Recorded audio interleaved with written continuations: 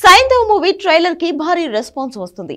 Teaser just average అన్న వాళ్ళే trailer అదిరిపోయిందంటున్నారు.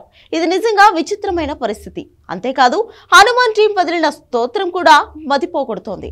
Baahubali 2 song ని గుర్తుకు తెస్తోంది. మొన్న గుంటూరు కారం పాటలో మహేష్ డాన్స్, ఇప్పుడు సైంధవ్ లో వెంకీ మాస్ ఫైట్లు. అదేంటో ఈ సంక్రాంతికి ప్రతి మూవీ ఒక్కో బ్లాక్ బస్టర్ అనేలా అంచనాలు పెంచేస్తోంది. అసలు ఏం జరుగుతోంది? Take a look.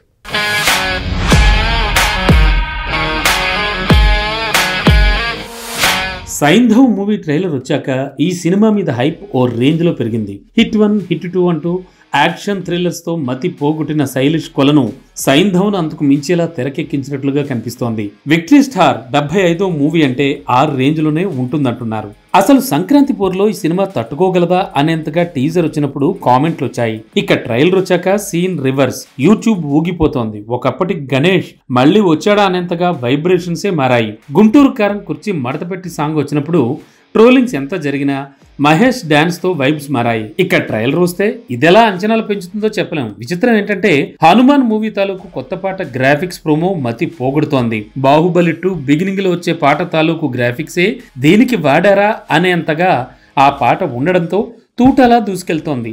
ఎలా చూసినా కొత్త పాటలు ప్రోమోలు అంచనాలను తారుమారు చేయడం కాదు, పెంచేస్తున్నాయి.